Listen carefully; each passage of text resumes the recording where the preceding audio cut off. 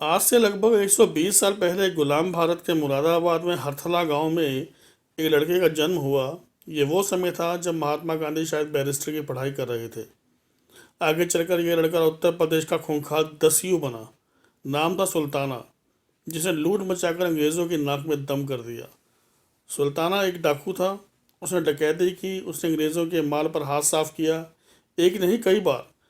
सुल्ताना को समेटे कई लोकगीत और ऐसे कई किस्से कहानियाँ आपको सुनने को मिल जाएंगे, जिनसे लगता है कि यह मात्र किस्से कहानी तक ही सीमित नहीं था। हालांकि सुल्ताना डाकू कोई मिथक या मिथ्या नहीं है, बल्कि सच था। इतिहास के पन्नों में दर्ज सुल्ताना वो डाकू था जो उसी गर्त में छिपा हुआ है। गुलाम भारत को आज़ाद कराने के लिए अपने प्राणों की आहुति देने वाले कई नायकों में से एक सुल्ताना डाकू भी था। उसके बारे में ज़्यादा व्याख्या या प्रसंग पढ़ने में नहीं आते। वह उन नेताओं में से नहीं था जिनका संगठन अंग्रेज़ों के समक्ष भारत के करोड़ों लोगों का नेतृत्व करता था। उस अंग्रेज़ों की चापलूसी का देशवासियों को बड़े जननायक बनने का छलावा देने वाला तत्कालीन समाज के ऐसे लोगों से कोई हमदर्दी नहीं थी।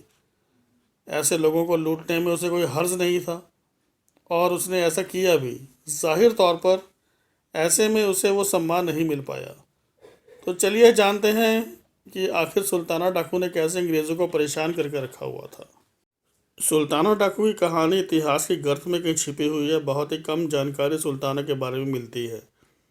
माना जाता है कि 20वीं सदी के दूसरे दशक का सबसे दुर्दांत और खतरनाक डाकू माना जाता है। इसे गांव के लोगों के बीच अच्छी खासी लोकप्रियता भी हासिल थी। इसने महाराणा प्रताप के घोड़े के नाम पर ही अपने घोड़े का नाम चेतक रख लिया था।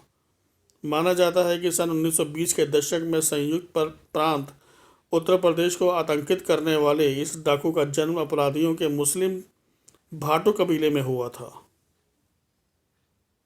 माना यह भी जाता है कि इस बदसूरत से दिखने वाले आदमी के ऊपर एक गोरी महिला फिदा हो गई थी।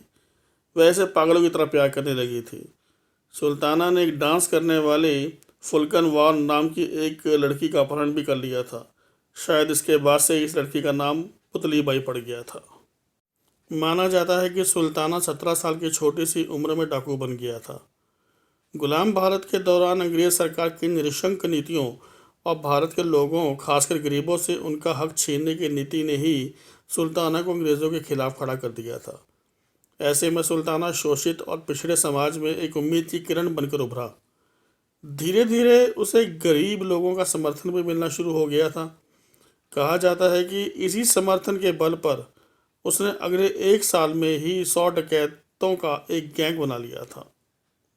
सुल्ताना के लिए गरीबों की खून पसीने की मेहनत से इकट्ठा किया गया अंग्रेज़ी खजाना हमेशा लूट का पहला निशाना रहा। उत्तर प्रदेश में नजीबाबाद के इलाके में भी सुल्ताना डाकू के खौफ की तूती बोलती थी। ये रास्ता गरीबों और गांव वालों के लिए तो सुरक्षित था, लेकिन अंग्रेज़ अधिकारियों के लिए मौत का रास्ता बन चुका था। सुल्ताना के डकैतों ने यहाँ चप्पे चप्पे पर नज़र रखनी शुरू कर दी थी। उनके निशाने पर अंग्रेज़ जमींदारों और दीवानों का खजाना रहता था। उस समय नैनीताल के राजनिवास और प्रसिद्ध देहरादून को जाने वाला एकमात्र रास्ता नजीबाबाद से ही होकर जाता था। जो भी अंग्रेज़ काफिला उधर से गुजरता, घात लगाए सुल्ताना के डकैत उसको लूट लेते। हालांकि सुल्ताना के डर से वहाँ चौकसी बढ़ा दी गई, लेकिन अंग्रेज़ों को इसका कोई खास फ़ायदा नहीं मिला। धीरे धीरे सुल्ताना ने अपने लूट के क्षेत्र में बेतहाशा वृद्धि कर ली, और जल्द ही सुल्ताना खौफ का पर्याय बन गया। सुल्ताना गांव के लोगों के बीच काफ़ी मशहूर था। इसने कई बार माल से लदी गाड़ी अंग्रेज़ी रेलगाड़ियों को लूटा। उसने ऐसी कई लूट की वारदातों को अंजाम दिया। वह लूटा हुआ माल गरीबों और गांव में बांट देता था। अमीरों को लूट कर गरीबों की मदद करने की फितरत ने सुल्ताना के गरीबों का मसीहा और अंग्रेज़ों की नज़र में एक अपराधी बना दिया था। जब अंग्रेज़ अधिकारी सुल्ताना को पकड़ने की कोशिश करने लगे थे, सुल्ताना भी शातिर था। वो इतनी जल्दी पुलिस वालों के कैसे हाथ आ जाता। अंग्रेज़ सरकार ने उसे पकड़ने के लिए 300 जवानों की एक टीम भी बनाई थी। 300 सिपाहियों की ये टीम उस दौर में आधुनिक हथियारों से सुसज्जित थी, जिसमें 50 घुड़सवारों का दस्ता भी मौजूद था। काफ़ी मेहनत के बाद जब कुमाऊं के पुलिस आयुक्त पर्सी बिंडहाम सुल्ताना को पकड़ नहीं पाए, तो उन्होंने युवा अधिकारी फ्रेंडी यंग को बुलवा भेजा। वहीं माना यह भी जाता है कि सुल्ताना डाकू को जब पुलिस तलाश कर रही थी तभी उसने हल्द्वानी के एक जमींदार खड़क सिंह कुमारिया के घर लूट मचा दी। ऐसे में जमींदार खड़क सिंह भी सुल्ताना ने दुश्मनी ले ली। लूट की ये बात जब फ्रेडी यंग और जिम कॉर्बेट को पता चली तो उन्होंने खड़क सिंह को भी अपने साथ मिला लिया।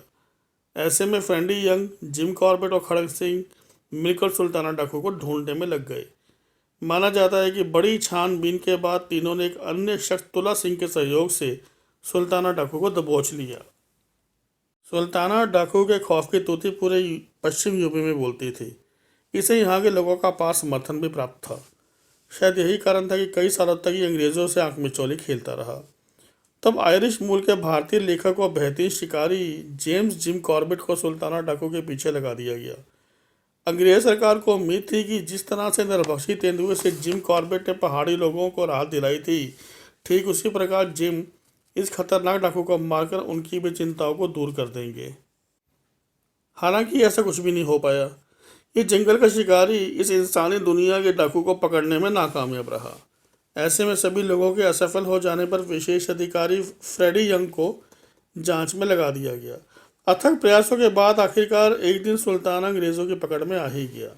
गुलाम भारत में भारतीय सिविल सेना के अधिकारी और लेखक रहे फिलिप मैसन ने अपनी किताब the man who ruled India में लिखा है कि सुल्ताना डाकू को फ्रेडी यंग ने ही पकड़ा था। है कि इस युवा अंग्रेज अधिकारी फ्रेडी यंग ने सुल्ताना की गिरफ्तारी के बाद उसे क्षमा करने के लिए कई कोशिशें भी की थी, लेकिन वह सफल नहीं हो पाया।